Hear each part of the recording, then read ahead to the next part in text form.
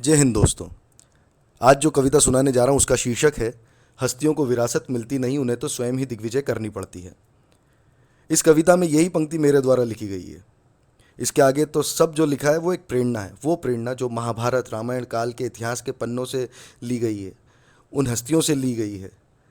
आइए शुरू करते हैं। आज के समय में ये आपको बहुत ऊर्जा देगी और आत्मनिर्भर बनने में भी सहयोग करेगी। जय हिंद, जय भारत। शुरू करते हैं। हस्तियों को विरासत मिलती नहीं, उन्हें तो स्वयं ही दिग्विजय करनी पड़ती है। श्री कृष्ण ने भी स्वयं ही बसाई थी द्वारिका, तो पांडव जैसों को भी स्वयं ही इंद्रप्रस्थ नगरी बसानी पड़ती है।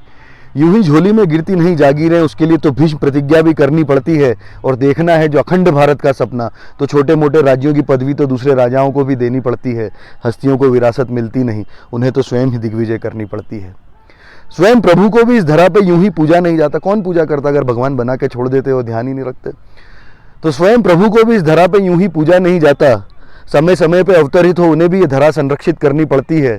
अरे यहाँ तो मिलती नहीं शोहरत भी ऐसे ही।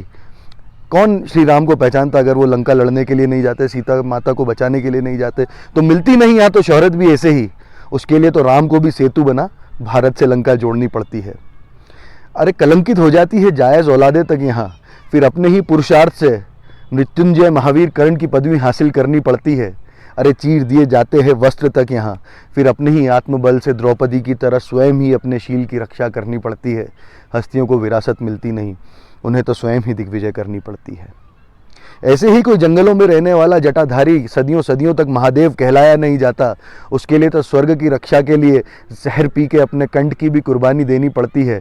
और ऐसे ही कोई वानर सदियों सदियों तक बजरंगी कहला के पूजा नहीं जाता। उसके लिए तो कभी सोने की लंका जलानी, तो कभी कंधों पे चट्टानें उठानी पड़ती है।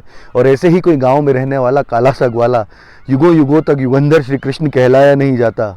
उसके लिए तो कभी गांव में गाय चरानी, कभी सुदर्शन चक्र की जिम्मेदारी उठानी, तो कभी युद्ध भूमि पे गीता भी सुनानी पड़ती है। हस्तियों को विरासत मिलती नहीं, उन्हें तो स्वयं ही दिग्विजय करनी पड़ती है।